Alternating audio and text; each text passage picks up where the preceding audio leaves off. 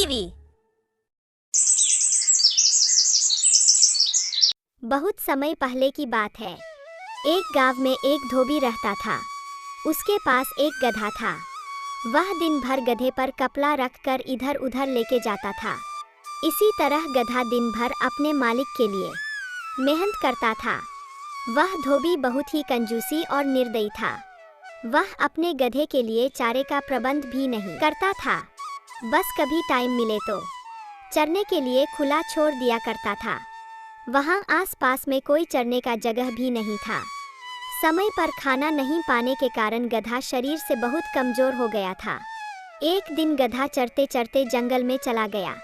जंगल में उसकी मुलाकात एक सियार से हो गई। तब सियार ने पूछा, अरे गधे भाई, आप इतने कमजोर और दुबले पतले क्यों हो? आपका तबीयत तो ठीक है ना?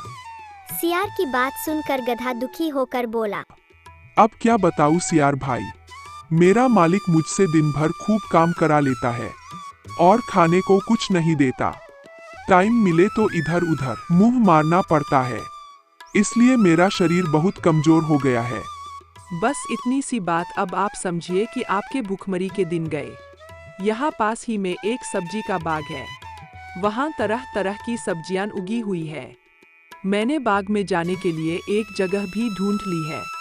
मैं हर रात उस रास्ते से जाकर सब्जियां खाकर वापस आ जाता हूँ और अपना शरीर तंदुरुस्त कर रहा हूँ। तुम भी मेरे साथ आया करो, तुम्हारा भी शरीर तंदुरुस्त हो जाएगा। यह कहकर सियार वहाँ से चला गया।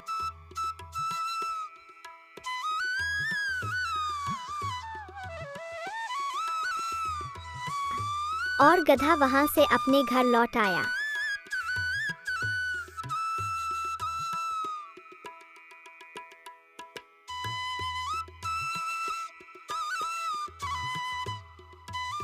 उस रात गधा सियार के साथ बाग में गया।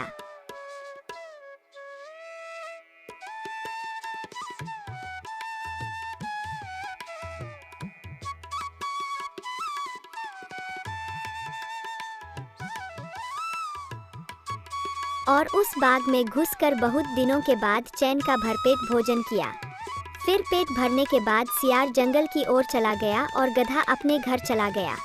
इस तरह दिन के समय गधा अपने मालिक के साथ काम करता और रात में सियार के साथ बाग में ताजी ताजी सब्जियां खाता। धीरे धीरे दिन बीतता गया। गधा का शरीर मोटा और तंदुरुस्त हो गया। उसके बालों में चमक आने लगी और चाल में मस्ती आ गई। वह भूखमरी के दिन बिल्कुल ही भूल गया। एक दिन रात में खूब सारा सब्जी खाने के बाद गधा बहुत खुश हो गया और वह झूमने लगा। तब सियार पूछा, दोस्त ये तुम क्या कर रहे हो? तुम्हारी तबीयत तो ठीक है ना दोस्त?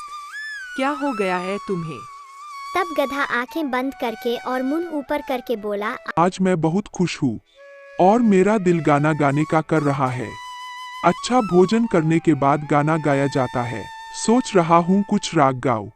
सियार ने चेतावनी देते हुए कहा, ना ना ना, ऐसा तुम बिल्कुल भी नहीं करना, वरना गाने के चक्कर में हम दोनों पकड़े जाएंगे।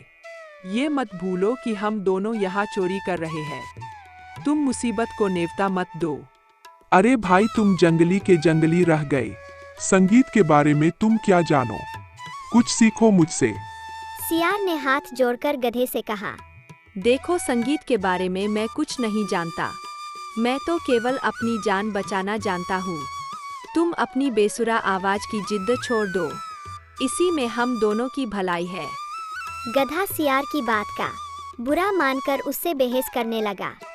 तुमने मेरी आवाज को बेसुरा कहकर मेरी बेइज्जती की है। हम संगीत का बहुत आदर करते हैं, वह तुम जैसे मूर्ख के समझ में नहीं आ सकता। गधा भाई, मैं मूर्ख ही सही, पर एक दोस्त के नाते तुम मेरी सलाह मानो और अपना मुंह बंद रखो। तुम्हारी आवाज सुनकर खेत का चौकीदार जाग जाएगा। अरे मूर्ख सियार, मेरा संगीत सुनकर खेत का चौकीदार ही क्या, खेत का मालिक भी फूलों का माला लेकर आएगा और मेरे गले में डालेगा। सियार ने ना समझ गधे से हाथ जोड़कर बोला, गधा भाई, मुझे मेरी गलती का एहसास हो गया है। तुम महान गायक हो। मैं मूर्ख सियार भी तुम्हारे गले में डालने के लिए फूलों का हार लाना चाहता हूँ। मेरे जाने के कुछ समय बाद ही गाना गाना शुरू करना ताकि मैं गाना समाप्त होने तक सही समय पर फूलों की माला लाकर तुम्हारे गले में डाल सकूं। गधे ने गर्व से सहमत होकर अपना सिर हिलाया और सियार वहां से सीधा जंगल की ओर भाग गया।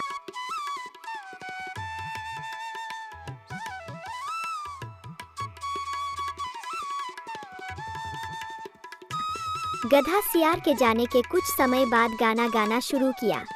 गधे के चिल्लाने की आवाज सुनकर खेत का चौकीदार जाग गया और गधे को देखकर उसने बोला, अच्छा तो यही है वह दुष्ट गधा जो हमारा फसल रोज नष्ट कर रहा था।